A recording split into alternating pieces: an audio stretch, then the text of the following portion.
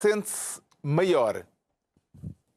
João Miguel Tavares declara-se elétrico, seguindo a recomendação dada por Arménio Carlos à Auto Europa, e Pedro Mexia confessa-se vermelho. Está reunido o Governo Sombra na véspera da consoada.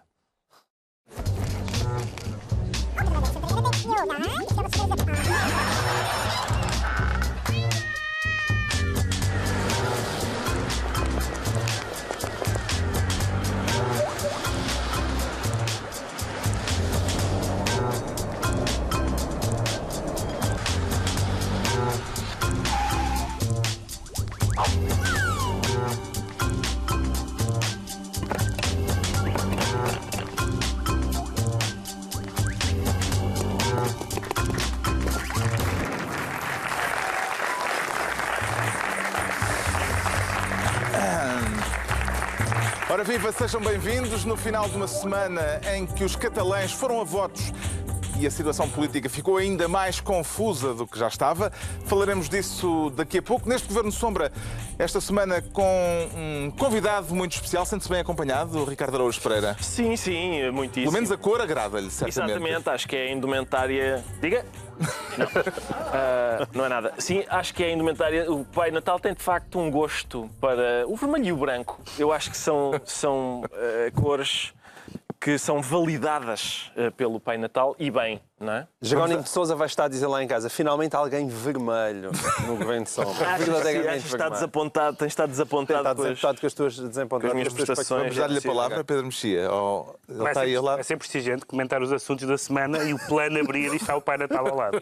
Vai ser muito bom. Ora bem, então vamos aos assuntos da semana. O João Miguel Tavares quer ser Ministro da Fuga. Para fugir a quê, João Miguel Tavares? Eu não quero fugir nada.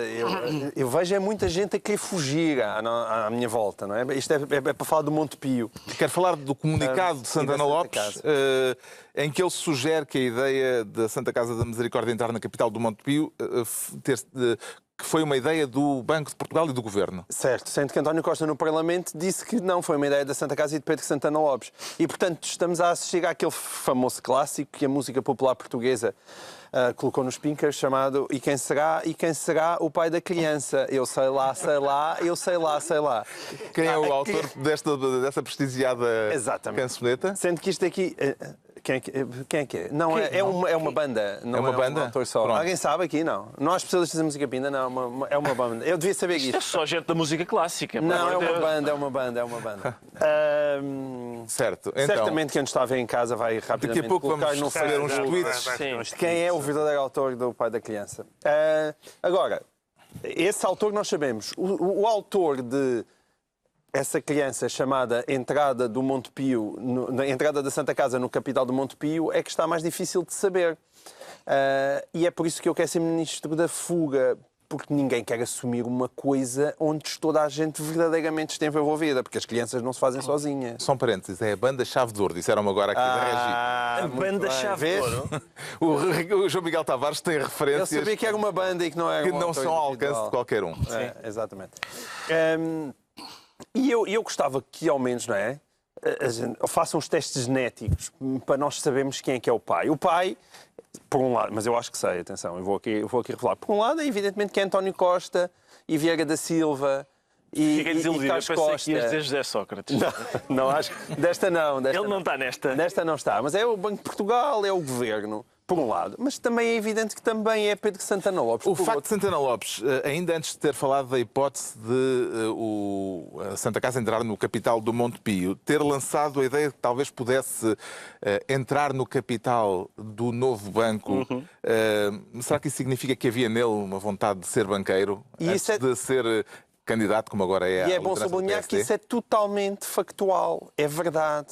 Há uma entrevista que o Pedro Santana Lopes deu há sábado, há coisa de um ano, há pouco mais de um ano, onde ele afirmava isso, que tinha tentado, aliás, já nessa altura com o Montepio, que tinha estudado com o Montepio e a Santa Casa a entrada no capital do novo banco. Dentro do campeonato das ideias estúpidas, não sei qual é que era pior, se era realmente entrar com o Montepio no novo banco ou simplesmente a Santa Casa entrar no Montepio.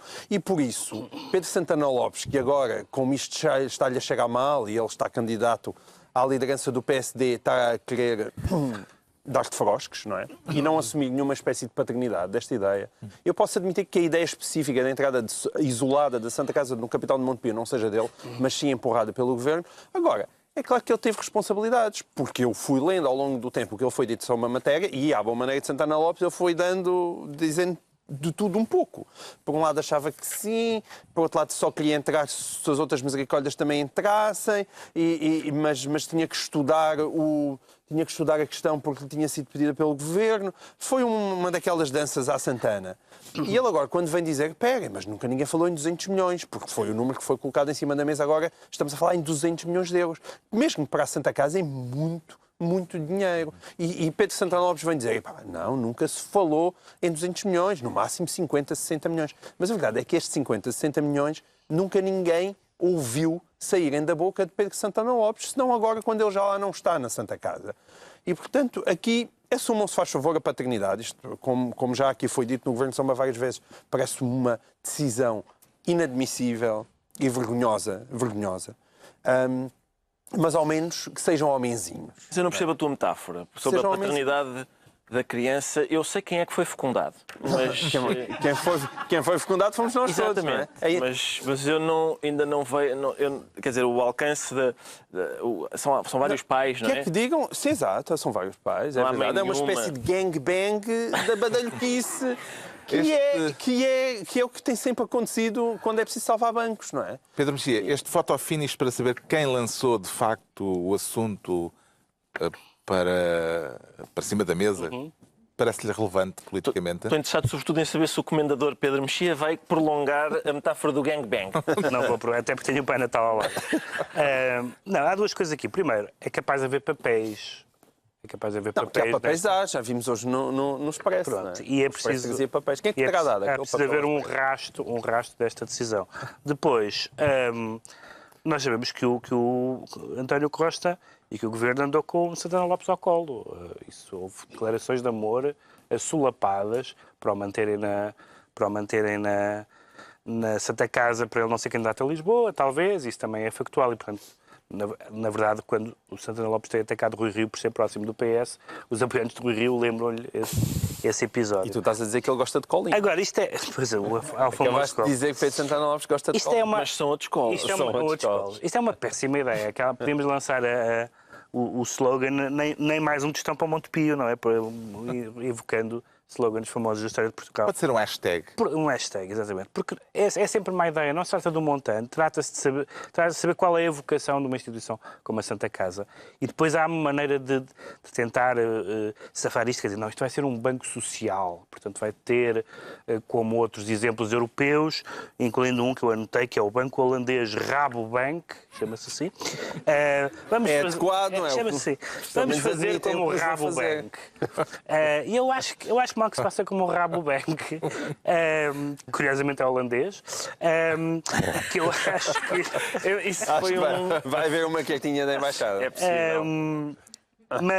Mas é absurdo, porque é tão longe das funções de uma instituição que toda a gente acha que cumpre um papel útil, que agora, mais do que discutir qual é o montante, e, embora seja importante discutir quem é o pai e quem é a mãe, o que é importante é parar com isso. É que as pessoas que podem ter influência no poder público, nos poderes públicos, na opinião pública, etc., tente impedir este negócio. O Expresso escreve este sábado que foi Vieira da Silva que empurrou a Santa Casa para o Montepio.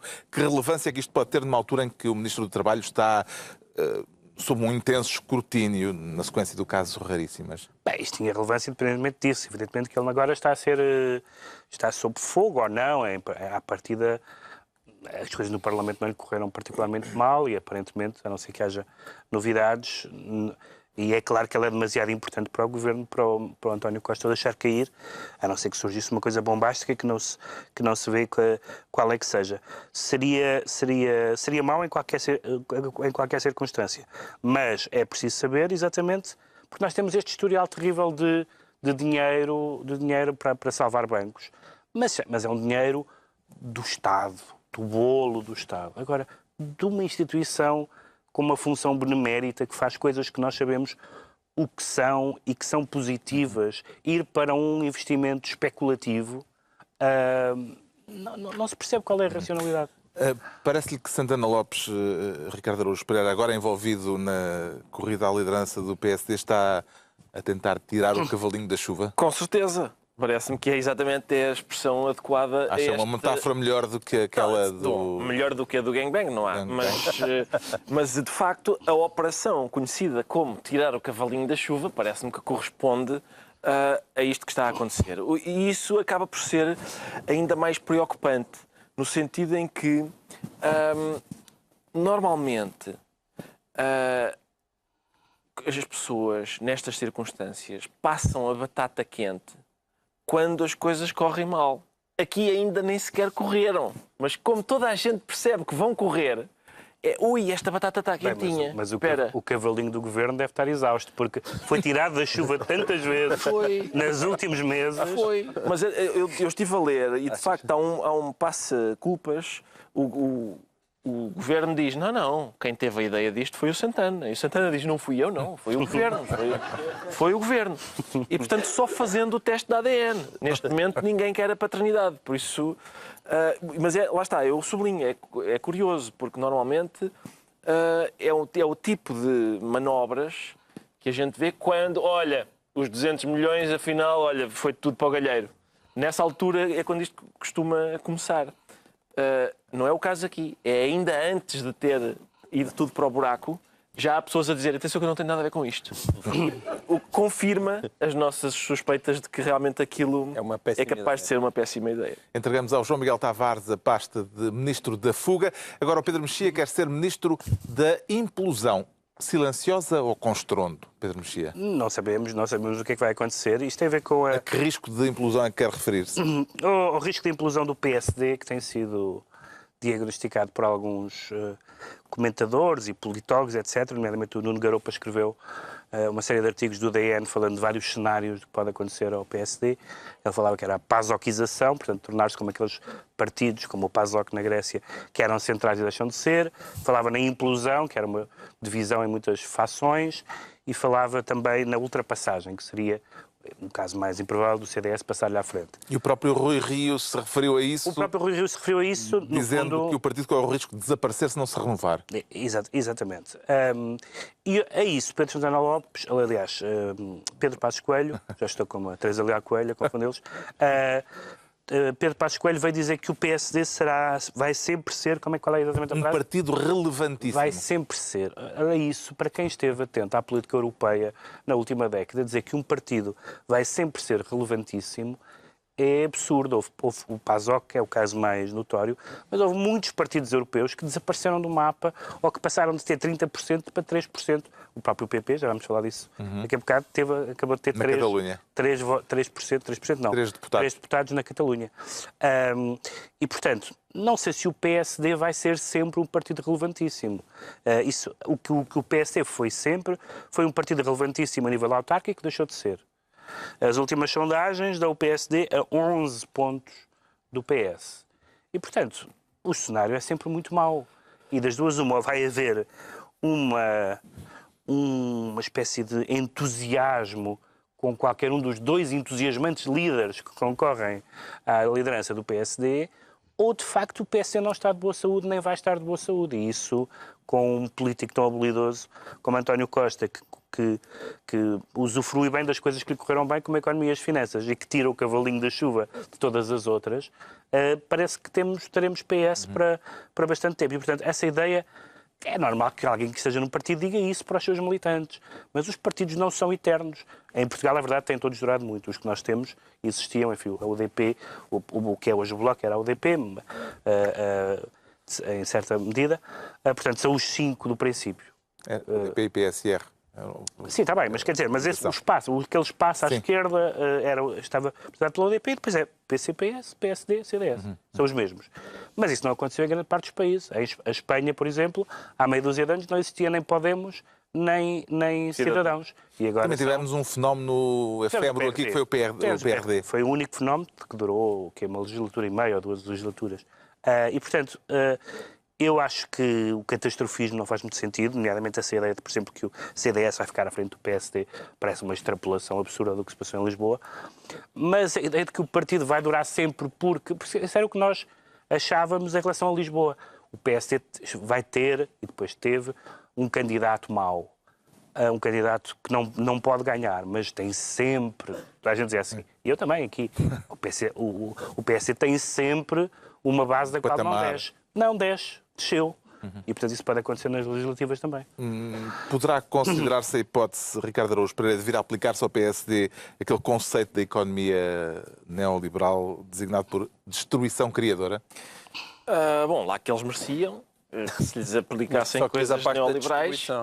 Não. Lhes caísse um chumpeter em cima? Exato. Eu não tenho... Atenção, eu não sou a favor do desaparecimento do PSD. O que eu acho é... Porque o PSD é suposto que o PSD... Não era desaparecer o espaço. Desaparecia este e vinha outro. Sim, é certo. Sim, mas o PSD representa, como é óbvio, representa um conjunto de pessoas. E, portanto, essas pessoas merecem ser representadas. São cada vez menos. Exato. Mas... Não, e a questão é, como diz o Nuno Garopa, é se não haverá muitas contradições internas que tornam aquilo... Aparentemente nesta disputa agora interna, há pessoas que já indiciaram que se calhar preferem outro partido do que o próprio Santana Lopes. Durante muito tempo se falava de criar o PSL, não é um partido com o nome dele, o Partido Social Liberal. E há claramente algumas pessoas que o mandatário de Rui Rio disse que mais vale votar no Costa, se for para ser o Santana. Estou com ele. E, portanto, sim, mas tu não és do PSD. Não sou. Pronto, é essa a diferença. Eu acho que um dos problemas do PSD, com esta perda de votos e tal, é que normalmente o que um partido faz quando sente que está a perder votos e precisa de arrebanhar mais eleitores é moderar a ideologia, ou seja, diluir a ideologia. Qual é o problema? É que o PSD não tem. Portanto, ele já fez esse trabalho. Já há muito tempo que não tem. Já há muito tempo que não tem. É um partido Nunca teve muito. Sim, que congrega, enfim, várias pessoas e essa era a força, não é? A força era, não se sabe bem o que é isto, mas é uma coisa que não é o PS, pronto, e ainda não chega a ser o CDS. Agora, nesta altura, eu não acho provável que o PSD acabe, mas estar a dizer que o PSD vai ser sempre relevantíssimo numa altura em que está com dificuldade para demonstrar que existe é arriscado da parte do Passos Coelho, até porque as previsões do Passos Coelho não são conhecidas por ser acertadas ultimamente. Agora, parece-me que este antagonizar o António Costa talvez seja contraproducente para o PSD, porque parece-me que neste momento a única hipótese do PSD poder participar no governo é o Costa fartar-se do PC e do Bloco e dizer, agora dançam vocês, agora é com vocês. Há uma coisa aqui que vamos suspender teoria política. Há uma coisa muito curiosa e que as pessoas de direita têm vivido com bastante frustração ao longo dos últimos 20 anos, desde que Cavaco saiu do governo, e que elas dizem o seguinte, que é o PS está no governo sempre em tempos de vacas gordas e o PSD, coitadinho, só consegue lá pôr os pés quando isto já está tudo uma desgraça e, portanto, é a altura de rilhar os ossos. Desde que o Cavaco, disseste bem, não é? Porque o Cavaco teve, sim, certo, sim. Teve sim, mas o Cavaco uma torneira de euros muito larga a pingar da Sim, mas ele já o Soares tinha sido primeiro-ministro. Mas ele saiu de lá há 22 anos. É isso, ele saiu de lá há 22 anos, já foi há muito, muito tempo. Agora, o que pode... Muitas vezes eu não vejo levantada essa hipótese, é saber se realmente o PSD tem hipótese, em tempos de vacas gordas, de ser governo. Porque, paradoxalmente, eu acho que o país está muito mais estatizado em 2017 do que estava em 1977. E isso é um enorme problema para o PSD. Porque o PSD é um partido que nasce... mais estatizado. Uma afirmação muito polémica, Soutor. É, sim, senhor. É que enquanto o PSD era o partido de uma burguesia, de profissionais liberais, e que foi assim que nasceu, nós hoje em dia, quando eu falo de estatizado, não é que não tenham existido nacionalizações. A questão é que há cada vez mais... Por exemplo, nós estamos a falar numa televisão privada. Mas nós estamos a falar... Vamos falar dos CTT. Nós estamos a falar de uma televisão privada, Sim. mas estamos a falar para pessoas que são cada vez mais dependentes do Estado.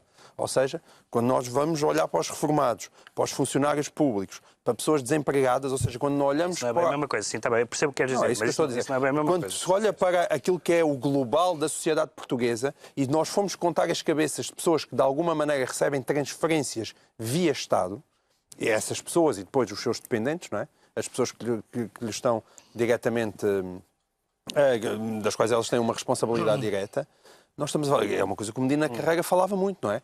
Nós temos um Estado com uma dimensão tal que é preciso saber se um discurso, ou se um partido que tenta ter um discurso mais liberal e para falar para pessoas que não pertencem a esse tipo de circuito, que hipótese é que ele realmente tem, quando vai às urnas, de ganhar, a não ser em alturas extremas em que o país está com a corda ao pescoço e não há dinheiro. E aí sim, chamam a direita, porque assim como assim, não há forma de andar a distribuir os impostos com a mesma generosidade habitual.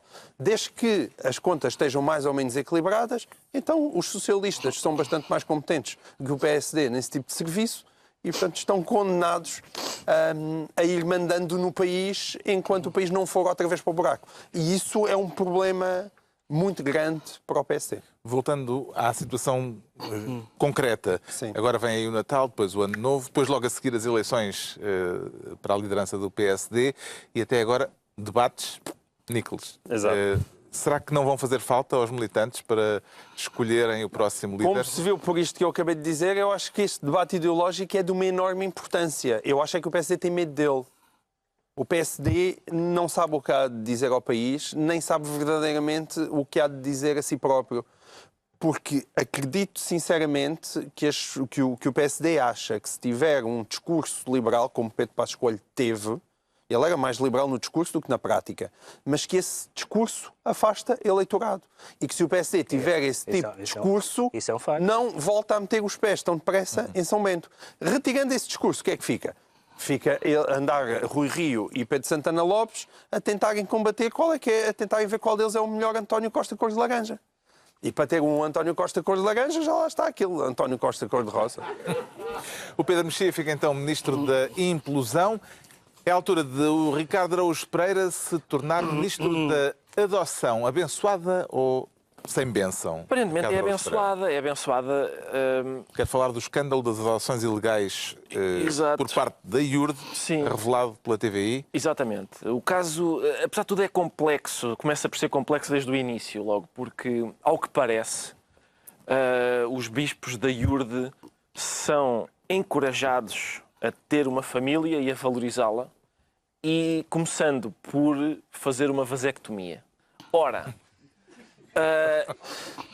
ou eu estava distraído nas aulas de educação sexual, ou fazer uma vasectomia não é o melhor Incentivo digamos que à sim, família. A primeira pedra À para construir constituição de uma família. família, sim, se calhar fica inviabilizada com a questão da vasectomia. E é complicado ir acompanhando todas as posições das várias igrejas sobre quer dizer, a sexualidade. Igrejas que têm o mesmo livro como referência, uma diz, não, contracepção, nem pensar. Outra diz, contracepção logo, e irreversível. Sabes porquê? Porque não está lá. Não, exatamente. É que não está lá, Exatamente. não é? É difícil. Então, há mais coisas sobre comer carne de porco Claro, muito mais. do que, enfim, sobre isso, sobre vasectomias. Mas eles lá conseguiram descortinar que Jesus deseja ardentemente que eles façam uma operação para vasectomizar. E o que é que sucede então? Mas numa decisão fase- posterior, Sim. acharam que deveriam Gostavam ter de ter crianças. O melhor do mundo são as crianças, como disse Fernando Pessoa num poema que está desatualizado, porque o melhor do mundo é o Cristiano Ronaldo agora. É isto que, atenção, nas universidades borrifa-se nisto. Continua-se a estudar o poema como se ele estivesse atual, mas não está. E então o que acontece é que a IURD tinha... É tudo bom, porque a IURD tinha um lar ilegal, logo para começar, tinha um lar ilegal, e depois, ao que parece, alegadamente, Era o que Sim, porque eles faltava. põem muitos processos. Cuidado com Exatamente, isso. era o que faltava ser eu o único a ir malhar com os ossos na cadeia por causa disto. Não é? Eu produzia as minhas filhas à moda antiga e, portanto, não me apetecia agora. Mas então, alegadamente. Tudo o que se disser aqui neste programa é sempre alegadamente. Exatamente. Fica já Vamos lá ver. para qualquer ocasião É futura isso mesmo. a advertência. É tudo alegadamente. Tudo, alegadamente. sempre. Até E temos neste aqui um caso alegado Pai concreto, Natal. Temos um alegado Pai Natal. Que é para relembrar isso. Neste caso concreto, o alegado lar da alegada iurde era alegadamente ilegal. E, portanto, estavam lá crianças especialmente frágeis, porque... Essas não eram alegadas, não é? Não eram alegadas. As crianças é a única coisa aparentemente Crianças de que é famílias factual. pobres Sim, que não tinham estavam forma factuais de... crianças, Sim. factuais crianças, produto de lares factualmente pobres. E alegadamente a filha do bispo Edir Macedo olhou para um catálogo e gostou muito de duas crianças, ficou alegadamente muito interessado em duas crianças e então obteve-as. Mas isso são só dois casos, São porque só dois parece que casos, há sim, há vários. outros sim. mais. São só dois casos. Quer dizer, quem adotou ou já tentou adotar crianças sabe que o processo é ligeiramente mais complexo e moroso do que isto. E, portanto, alguém deixou de fazer o que tinha de fazer. Alguém fechou os olhos, no mínimo. Alguém fechou os olhos. Por exemplo, ao que parece, alegadamente, há documentos no tribunal que dizem, por exemplo, que a mãe de uma destas crianças é seropositiva. E isso reforçava a ideia de que... Ora, a senhora, alegadamente, é dadora de sangue. Portanto, das duas uma. Ou as pessoas que a deixam dar sangue estão tragicamente enganadas, ou então a senhora não é seropositiva. E, portanto, há vários outros aspectos problemáticos, como, por exemplo, documentos de tribunal que dizem esta criança, testemunhou o homicídio da sua própria ama, entre parênteses, ao que dizem. E, portanto, é tudo feito com este rigor. A Procuradoria-Geral da República abriu esta semana um processo de averiguações à atuação do Ministério Público neste caso, que já tem anos em cima. Esse é o problema, não é? Ainda só é tempo de fazer justiça, Pedro Mexia? Em relação aos casos, parece que há prescrições. Já prescreveu, e, não é? portanto, é difícil. O que não prescreveu, e não é preciso, digamos, barricar-nos com muitos alegadamentos, porque quem alegou estas coisas foi a Justiça Brasileira. A IURD tem uma folha de processos no Brasil que vão desde lavagem de dinheiro e evasão fiscal até curandeirismo, que é um crime engraçado, curandeirismo, e sempre teve uma história problemática e sempre teve processos judiciais, e eu não faço parte daquelas pessoas liberais e tolerantes que acham que qualquer movimento autodenominado religioso é um movimento religioso sério. Há, apesar de tudo, uma diferença entre religiões, por péssimas que sejam em algumas das suas práticas, que já cá andam há alguns séculos, até alguns desses movimentos, que basta nós ouvirmos alguns minutos, por exemplo, de uma rádio de algumas desses movimentos, para perceber que não há ali nada de religião. Há um target, que são pessoas com dificuldades na vida, 3 ou 4 coisas que nós podemos sempre identificar, desemprego, alcoolismo, essas coisas, e há depois uma maneira de cativar essas pessoas e de lhes extorquir dinheiro. Isso é um historial amplamente estudado, há livros... Pedro, eu sei que tu és católico, estás a cometer uma injustiça porque há um target, quer dizer, por exemplo, o Bispo Edir Macedo tinha um target que é, eu quero um Boeing. Pronto, está bem. Portanto, Não, mas vai recolhendo dízimos até ter o Boeing. Há um target do público-alvo. Portanto, eu acho que os sociólogos acham que devemos tratar todas as religiões com o mesmo grau de imparcialidade. Mas nós podemos ver que não é tudo a mesma coisa. E eu não estou em desacordo contigo, mas é preciso ter algum cuidado.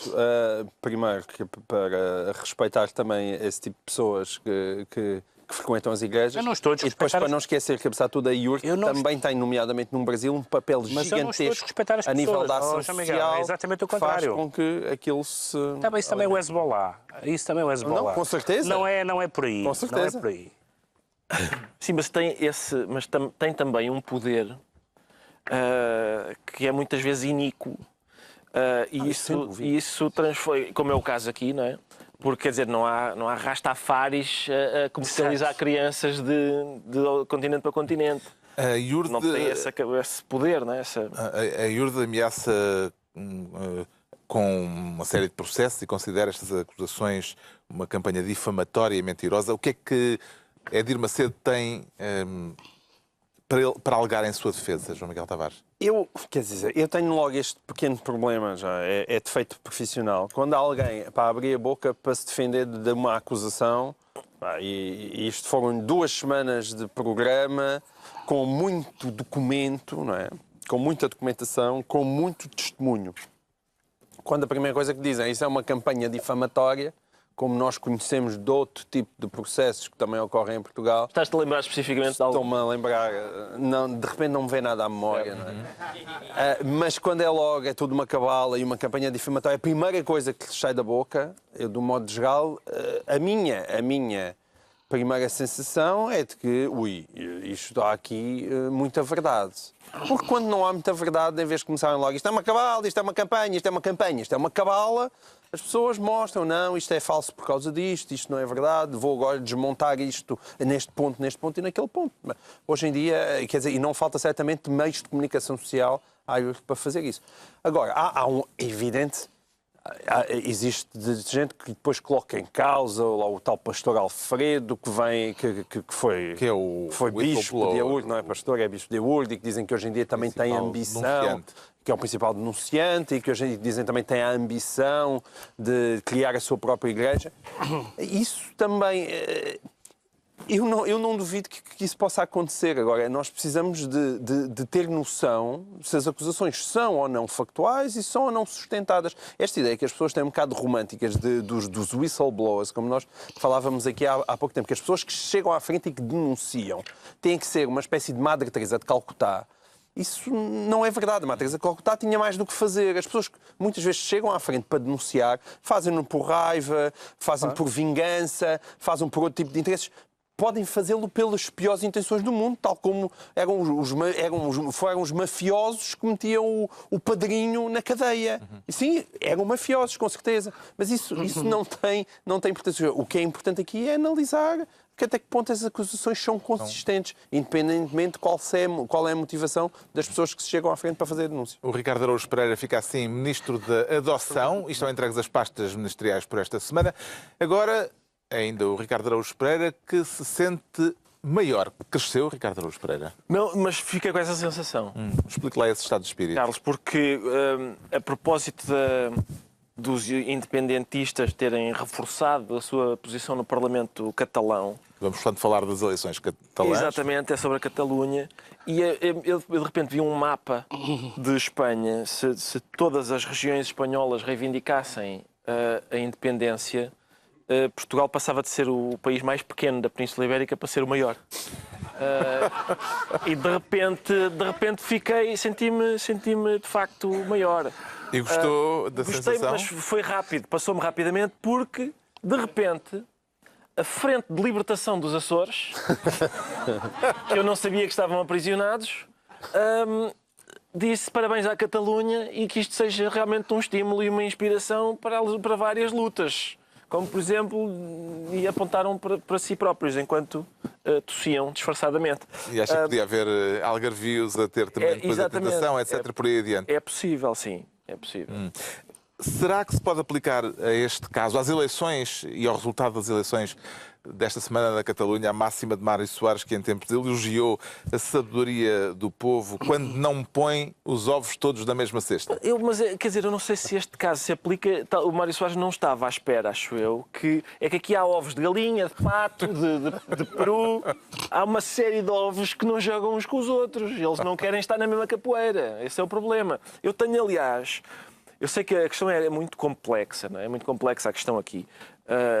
E eu cheguei a uma ideia, pode ser histórica este momento, em que de repente eu resolvo, eu continuo a pensar na questão israelo-árabe e ainda não tenho solução para essa. Agora, para o problema da Catalunha, parece-me que descobri uma solução de consenso que agrada a todas as partes, que é a Catalunha continua a ser uma região autónoma, não é? Como quer a Espanha, mas para satisfazer as suas pretensões, as pretensões da Catalunha, passa a ser uma região autónoma de Portugal. Ou seja, Passa a ser um enclave português. Olha, que jeito dava. Já viste? A cabinda. Sim, mas atenção, mas o Barcelona joga no Campeonato Espanhol na mesma. Senão é já... Não. Eu pensei no assunto, não é uma coisa à balda. Senão a gente nunca mais cheira a taça, nunca mais.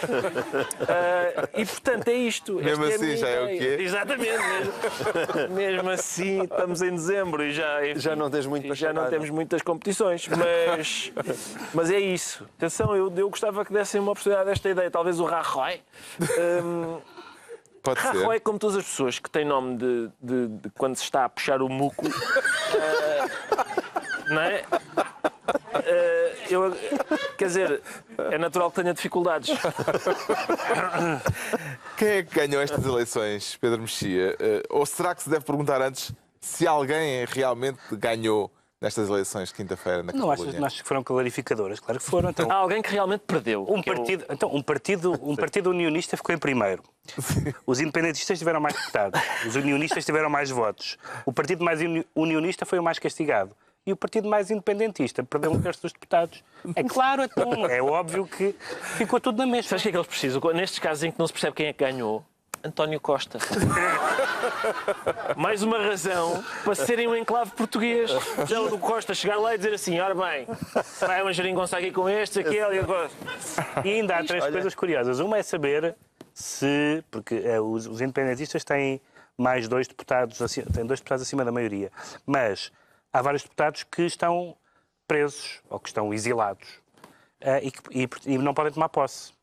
E, portanto, das duas, uma, ou eles substituem os deputados por outros que possam tomar posse, ou não têm maioria. Há esse problema particular. O segundo problema curioso, praticamente todos os partidos, os dois partidos independentistas, tirando a CUP, o partido de extrema-esquerda, agora falaram todos em negociar. Foi uma palavra que aparentemente entrou no vocabulário. Não é que Rajoy tenha dado muitas mostras de querer negociar, seja o que for. Puigdemont quer negociar no estrangeiro. Pronto, seja onde for, mas negociar parece-me uma boa ideia. E em terceiro lugar, não é tão relevante para a história da Catalunha, mas é relevante para o que vai acontecer na Espanha, que é, há bocado estamos a falar dos partidos que não duram sempre, e é possível que o partido de governo a prazo na Espanha, o partido de governo da direita, possa vir a ser o Cidadãos e não o PP. Neste momento fala-se em eleições antecipadas e, se reproduzir a nível nacional, ainda que um bocadinho do que... Não, claro que o PP não vai ter 3%, 4% a nível nacional, mas reproduzir a nível nacional um bocadinho o que se passou na Catalunha, então o sistema de partidos vai continuar a ter convulsões curiosas em Espanha. E já teve algumas, desde, por exemplo, que emergiu o Podemos. Teve, exatamente. Era um bipartidarismo, praticamente, mais os partidos regionais, e agora tem 4 partidos médios. Consegue imaginar quais poderão ser os próximos capítulos, João Miguel Tavares? Claro que não, não é? Se não estava aqui, já estava na Catalunha como enviado especial a qualquer coisa. Evidentemente pode vir lá o quê? Uma geringonça independentista. De facto, o António Costa pode começar a assumir um cargo internacional ao lado de António Guterres para tentar resolver estes problemas que são cada vez maiores. Alto Comissário para as Geringonças? Alto Comissário para as Geringonças e aqui... É franchizar a ideia, não é? Agora, a geringonça que se aproximaria não seria grande coisa, além de ter o pequeno problema que o Pedro Mexia falou, que é eles quando vierem tomar posse vão presos. E, portanto, não sei como é que logo a partir de como é que isso se resolve agora. Uma vez escrevi um texto a dizer que deixem os catalães decidir o que é que querem ser. E em última análise eu não vejo como é que isto pode passar por outra coisa que não um referendo sério. E aceito por todas as pessoas e desde logo Uma também... revisão constitucional, também se fala da hipótese do Estado Federal, não é? Estado Federal. Uma revisão constitucional que altera a natureza do Estado espanhol. Há muita gente que começou logo a pegar em papéis e desatou a fazer contas. Eu consigo perceber, mas se os independentistas têm 48% e se os unionistas têm 52%, seja o que for, os independentistas... Até essas contas são complicadas porque o Podemos da Catalunha não se sabe bem de que lado é que está da barricada. Podemos é a favor do referendo e contra a independência, que realmente é mesmo só para... Não, mas eu por acaso sou desses. Olha lá, vejam bem a confusão. Portanto, eu concordo com o Podemos.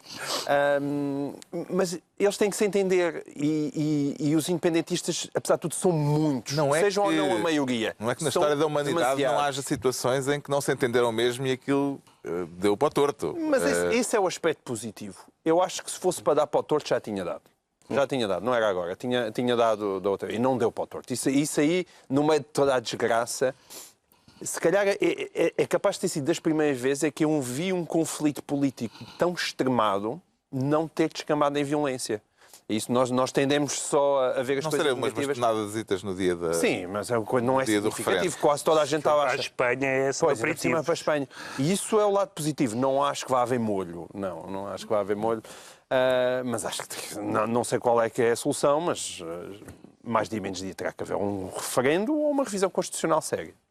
Está esclarecido porque é que o Ricardo Araújo Pereira diz sentir-se maior. Quanto ao Pedro Mexia, declara-se vermelho. Como o Pai Natal, Pedro Mexia?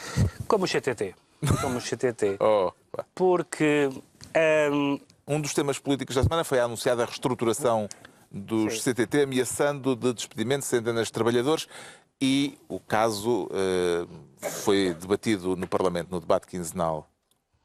Há uma discussão interessante que foi havendo à direita nos últimos anos, desde o tempo da Margaret Thatcher, que são as pessoas que, concordando genericamente com o que dizem os liberais sobre haver menos Estado, perguntam, no entanto, se o Estado se for embora, há certos serviços que não deixam de ser simplesmente prestados.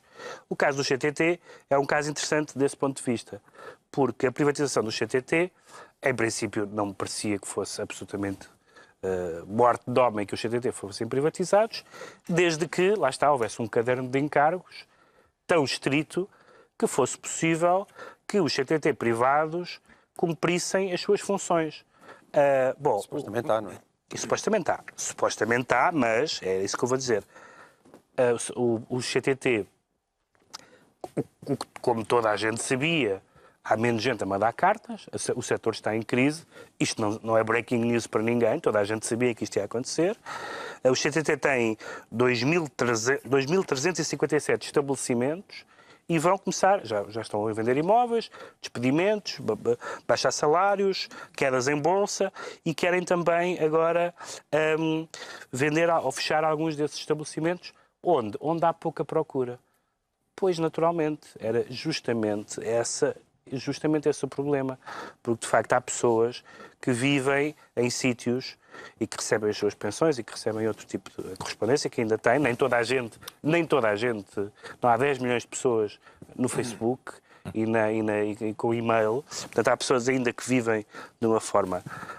São as que precisam mais de apoio? E que são as que precisam mais de apoio. E, portanto, aparentemente, este caderno de encargos não impede esta anunciada intenção de fechar onde não há gente. E aí é que se começa, e por isso é que se está a discutir agora esta história de nacionalizar, como aliás se discutiu também na Inglaterra. Porque, de facto, há funções que é importante que existam e é uma questão de olhar para as pessoas, em alguns casos mais desfavorecidas, em termos de idade, em termos do sítio onde vivem, em termos de rendimentos, que deixam de ter uma estação de correios, que deixam de ter correios perto, onde se possam deslocar com facilidade. Faz sentido equacionar a possibilidade de reverter a entrega do serviço postal aos privados? Quer dizer, a concessão do serviço postal aparentemente será reconsiderada em 2020, acho eu que é a data. António Costa disse que não passa por aí. Não passa pela nacionalização. Não passa pela nacionalização, mas passará certamente pelo caderno de... E pela intervenção da ANACOM, não é? Exatamente, e por uma intervenção... É o regulador que tem a responsabilidade por uma intervenção que não permita aos donos privados do CTT, podia ser de outra empresa qualquer, esquecerem-se completamente das pessoas para as quais eles existem. É verdade que muitos de nós não escrevem cartas, mas é verdade que algumas pessoas só escrevem cartas. Nunca escreveram um e-mail na vida e é esse o seu meio de comunicação, não só de comunicação, mas de receber as mais variadas coisas indispensáveis para a sua vida. E, portanto, há qualquer coisa aqui que não está a funcionar. O que é que correu mal nesta privatização, João Miguel Tavares? Eu concordo basicamente com aquilo que o Pedro esteve a dizer. E era necessária a privatização? Não. Os CTT davam lucro. Pois davam, embora pode-se sempre dizer que a longo prazo deixariam de dar, e nesse sentido, se o Estado tivesse a querer fazer um bom negócio... Como disse o outro... Não, mas aqui nem sequer era longo, não é? Era quase escolha a ser liberal nos atos mais do que nas E palavras. aquilo houve umas transformações, de repente os CTT deixaram de ser CTT e apareceu também o Banco CTT. Com serviços financeiros. É evidente que a mim chateia-me imenso sempre esta maneira de ser gestora à portuguesa, que é cada vez que começam as contas a apertar, vamos despedir gente. quando falta a outra parte. E os próprios acionistas têm queixado disso. Se faz favor, dá para ir pensando noutras áreas de negócio e como é que nós as podemos aproveitar. Nós tivemos agora por todo o lado, neste Natal, as pessoas a queixaram-se que fizemos compras na Amazon e não recebemos as encomendas em casa. Não me parece que, apesar de tudo, haja falta de procura. Não é? Nós tivemos casos. Para encomendas, não. Para encomendas, o CTT também podem distribuir encomendas, não é? E distribuem. Sim, mas como sabes, esses serviços têm muitos negócios com tem muitos distribuidores. players no mercado, como se costuma dizer. Exatamente. Certo, mas o CTT pode ser mais um. Portanto, eu espero que o CTT também tenha esse tipo de agilidade e que a Anacom faça aquilo que os reguladores em Portugal não costumam fazer, que é regular. Exato. Uma das razões para a crise dos Correios, já foi referida, é a quebra acentuada de circulação postal. Ainda escreve epístolas, Ricardo Araújo Eu Pereira? escrevo epístolas, recebo epístolas.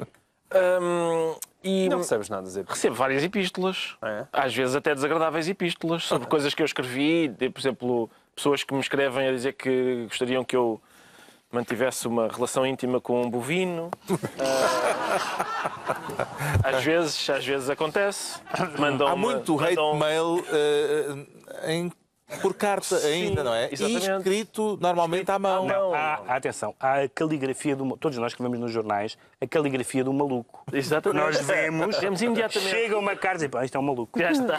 E depois diz coisas malucas lá dentro, em geral. Exatamente. Pronto, quando o mundo bate certo, Bate certo. ficamos bem. Mas, de facto, a gente, por exemplo, a quantidade de encomendas hoje, é certo que as cartas diminuíram, mas as encomendas devem ter aumentado, não é? Com isto da Amazon e não sei o quê. O problema é que não são os CTT que fazem essas... Pois é isso. Eu ainda esta semana passei 45 minutos na CEUR, porque a CEUR prestou um péssimo serviço. Tive entretida, aliás, havia uma fila para ser atendido na CEUR e uma fila para usar o livro de reclamações da CEUR. Havia duas filas e eu integrei as duas. Porque lá está, porque não me deram uma encomenda, mandaram-me para um sítio qualquer sem me avisar, depois eu fui recebê-la lá nesse sítio e tal. Agora, Mas aí, a por minha exemplo, questão... eu geralmente a CEUR, no meu caso, é bastante competente em entrega, mas eles simplesmente não conseguiram gerir o que aconteceu neste Parece um Natal. programa da DECO. exatamente. Não, até aqui... Só fazer porque eu sempre fui bem tratado. Não, até aqui não estava especialmente insatisfeito com a CEUR. Exato. Agora... Sabes o que é que fazem os gajos espertos? É que não fazem encomendas a 10 dias de Natal à Por espera amor que de elas Deus, os cheguem. senhores têm um serviço de entregas, sei eu. mas só quando não é muita coisa para entregar. É pá, por amor de Deus. Sou uma empresa daquele tamanho, não se consegue contactar telefonicamente, já agora estás-me a enervar. Não se consegue contactar telefonicamente a CEUR. Todos os números de telefone disponíveis ou não funcionam, ou tocam, ninguém atende, ou o que me aconteceu foi, finalmente atenderam-me, quem era? O senhor em Madrid. Mas atenção, a CEUR já não atende, mas a CEUR também já não atendia telefones, não foi só neste Natal. Não se conseguia falar com eles. Não interessa. A minha posição sobre os CTT é que Ponto final sobre há o pessoas assunto. que dizem CTTs. Pois é. Jerónimo de Sousa Não, mas eu não digo que esteja mal. e Hugo Soares. Porque a gente pode dizer os meus DVDs, também não diz os meus DVD. A minha questão é uma questão de coerência. Tu não podes, por exemplo, parcerias público-privadas, tu não podes dizer os CTTs e as PPP. Aí tens de passar a dizer as PPPs. E eu não sei em relação a mim... e mais, é bom, acho eu, e acho que se comprova por aquilo que eu disse, que é bom termos um conhecimento profundo, primeiro, da matéria. E hoje no Expresso dizia a privatização dos Correios ingleses levada a cabo por Margaret Thatcher, disse Miguel Sousa Tavares. O que é que sucede? Não foi Margaret Thatcher. Margaret Thatcher é conhecida, aliás, por ter dito uma frase famosa que é: isto os Correios eu não privatizo, não estou preparada para privatizar a cabeça da rainha por causa dos selos. E, portanto, a questão é esta. O Sousa Tavares também não errou por muito. Não foi a Margaret Thatcher, não foi o Primeiro-Ministro que veio a seguir a ela, não foi o que veio a seguir, não foi o que veio a seguir, não foi o que veio a seguir. Foi um em que ela já tinha morrido. Portanto, ou ela privatizou os Correios... Se chama ir dar uma volta. É só porque fiquei surpreendido. Fica errado. Ou ela privatizou de além túmulo, ou não. Porque sabes o que é mais giro? É que o Sousa Tavares escreve assim: mais valia saberem um pouco de história, terem visto o que é que aconteceu. Eu adoro quando a pessoa que diz devias saber a história e depois diz uma coisa que não corresponde a qualquer facto histórico. Fica a errata. Já sabemos porque é que o Pedro Mexia diz sentir-se vermelho e estamos mesmo com muito pouco tempo, mas ainda vamos tentar perceber porque é que o João Miguel Tavares se sente elétrico. Foi alguma substância que tomou, João Miguel Tavares? Eu não tomo nada. Não? É coisa mais... De onde é que lhe veio essa eletricidade toda? Foi por causa de um artigo de opinião de Arménio Carlos, que ele escreveu Atenção, é sobre o tema da Alta Europa, Certo. no qual eu tendo a concordar com Arménio Carlos. Eu tenho uma costela proletária acentuada. Aliás, nós insistimos que este Pai Natal viesse para aqui. Se vocês reparem, ele está com esquis. Isto não é um Pai Natal aristocrata que tem renas a puxar o trenó. Ele próprio faz o seu trabalho e... Desculpa lá, se ele tem esquis, é claro que é aristocrático, é para a neve. É claro que é um aristocrata. Mas, no caso, mas lá está. Mas Ao Arménio assunto. Carlos, de repente, também dá uma de aristocrata. Arménio Que é- Carlos quer que a Auto Europa comece a produzir carros elétricos. Ele escreveu um longo texto e 9/10 do texto não estavam mal. E no que é não estar mal? Eu estou com o Arménio Carlos em relação à Auto Europa no sentido que são empresas, trata-se de uma empresa privada com trabalhadores que são maiores de idade e então empresas privadas com trabalhadores maiores de idade, há uma situação ali de equilíbrio em que uns podem tentar convencer os outros e acho muito bem que se os trabalhadores sentem que estão a ser expoliados e que não querem trabalhar ao sábado, ok? Então querem trabalhar ao sábado por mais dinheiro, e sim, discutam. Às vezes, quando são as greves do metro de Lisboa, essa relação já não é tão equilibrada e incomoda-me bastante mais. Quando nós estamos a falar de uma empresa privada e de trabalhadores dessa empresa, é para isso que foram feitas as greves e foi para isso que foram feitas as comissões de trabalhadores, entendam-se entre eles. E a ideia dos Quando carros Arménio elétricos? Carlos, que depois de falar muito, no sentido que eu concordo com ele, salta para... Mas o que a Auto Europa tem mesmo que fazer é colocar-se no mercado dos carros elétricos e, portanto, e começa a falar como se fosse CEO da Volkswagen. E então ele está a dar uma de aristocrata. Deixa de ser o defensor. De repente, põe-se... Mas Arménio Carlos existe para dar conselhos à administração da Volkswagen. Já lá está. É parvo. Alguma nota sobre isto? Oh, Carlos, eu acho que é uma tentativa de Arménio Carlos pôr a Auto Europa a produzir carros de luxo. Porque a eletricidade em Portugal é tão cara que, de facto, passam a ser carros de luxo se forem Se elétricos. calhar é isso. Arménio Carlos a tentar fazer o trabalho dos chineses. Muito bem. PCP e tal. Decretos. O Pedro Mexia decreta refresco. Refresco. Os partidos brasileiros, que são muito interessantes e que são 40, decidiram refrescar-se. E refrescaram, o quê? Mudando de ideias, mudando de líderes? Não, mudando de nome. Estão maciçamente a mudar de nome, porque estão quase todos metidos com É o chamado o rebranding. mensalão, lava-jatos, essas coisas todas. Metade deles estão, ou mais metade, estão metidos em esquemas desses, então mudaram de nomes. O que já seria problemático, porque, por exemplo, um dos maiores partidos de direita no Brasil chama-se Partido Progressista, e depois há o Partido Trabalhista, o Partido Trabalhista Brasileiro e o Partido Trabalhista Nacional, há o Partido Comunista e o Partido Comunista do Brasil, sendo que o primeiro também é do Brasil, e então eles agora mudaram todos de nome. O PMDB, que é o grande partido, enfim, é o partido do Temer, voltou a chamar-se MDB, deixou de ser partido. O PT do B chama-se Avante, os democratas passaram a ser MUD, o PTN passou a chamar-se Podemos, mas é um partido de direita. E pronto, é a grande política confusão. brasileira no seu melhor. O João Miguel de Tavares decreta... Explique lá isso melhor. Explica lá isso melhor porquê. Porque o Expresso trazia uma notícia interessantíssima que merece mais desenvolvimento sobre Miguel Frasquilho ter andado a receber dinheiro do saco azul do BES, daquela famosa ES Enterprises. E o dinheiro não foi sequer ter diretamente à conta dele, mas à conta dos seus familiares. E ele diz, porque é que foi à conta dos familiares? É que eu tinha umas dúvidas para com eles, Dívidas. então tinha umas dúvidas também. As dúvidas são o que eu tenho. Dívidas é o que ele disse que tinha. E então que as dívidas foram pagar a vários familiares. Ora, na escala da credibilidade, que eu ponho, sei lá, tipo 0, Ramalhianos é um homem honesto. Ninguém precisa de explicações, toda a gente acredita. E 100, o dinheiro era só do meu amigo Carlos Santos Silva, portanto, aquela coisa no qual ninguém acredita. Esta explicação de Miguel Frasquilho está para aí no 90. Isto soa tão mal, mas tão mal. Mas nunca ninguém te disse, lá estava a dever dinheiro, mas já dei 2.000 euros ao teu primo. Nunca. Não, epá, Mas pode haver explicações mais desenvolvidas na próxima sexta-feira, Pode. porque Miguel Frasquilho vai ser o diretor por um dia do Diário de Notícias e há de ter matérias Oportunidade para seguramente. investigar. Para investigar. Eu proponho que a manchete seja essa, Miguel Frasquilho, que investiga a família de Miguel Frasquilho e o próprio Miguel Frasquilho. O Ricardo Araújo Pereira decreta Santo Natal. Santo Natal para todos, acho que é a altura ideal Pronto. de Santo Natal. tudo Santo dito. Natal é o problema com o Natal porque é a festa da família e isso é problemático, não é? Porque normalmente não se gera o silêncio e a circunspecção que a celebração do nascimento do Messias merecia. Eu sou a favor de um Natal em que ninguém se conhece. Uma coisa mais cerimónia, ninguém está, vou, passa aí as batatas! Não, uma coisa mais calma.